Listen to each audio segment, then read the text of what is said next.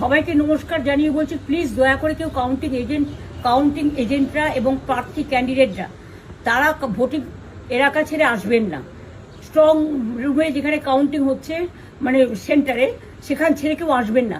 এটা বিজেপির প্ল্যান। প্রথম 2-3 রাউন্ডে আমি কালকে থেকেই বলছি যে ওদেরগুলো আগে দেখাবে, আমাদেরগুলো পরে দেখাবে। এবং অনেক জায়গায় 2-3 রাউন্ড কাউন্টিং করার পরে প্রায় 100টা জায়গায় কাউন্টিং বন্ধ করে রেখে দিয়েছে। এবং কল্যাণীতে ধরা পড়েছে 7টা মেশিন, যেখানে কোনো মিল নেই। এটা টোটাল ফোর্স, পুলিশ সেন্ট্রাল ফোর্সকে দিয়ে চারিদিকে তৃণমূল কংগ্রেসের উপর অত্যাচার করছে, অফিস ভাঙছে, জোর করে দখল করছে।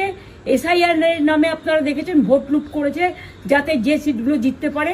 কিন্তু এখনো এমন 70টা সিট আছে, 100টা সিট আছে যেগুলো আমরা এগিয়ে আছি, সেগুলো বলছে না। টোটালটাই মিথ্যে নিউজ খাওয়াচ্ছে। আগে ডিআইসিও এই খবরগুলো দিত, কিন্তু তাকে কালকে চেঞ্জ করে দেওয়া হয়েছে। টোটালটাই ইলেকশন কমিশন নিজের ইচ্ছে মতো খেলছে, এবং সাথে কেন্দ্রীয় বাহিনীকে নিয়ে। এবং আমাদের পুলিশরা টোটাল মাথা নত করে কেন্দ্রীয় বাহিনীর আন্ডারে কাজ করছে।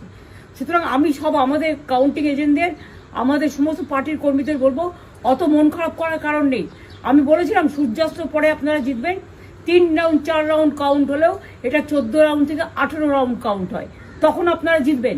Wait and see, watch. আমরা সবাই আপনাদের সাথে আছি, আপনারা কেউ ভয় পাবেন না, নিশ্চিন্তে থাকুন। আমরা বাঘের বাচ্চার মতো লড়াই করে যাবো।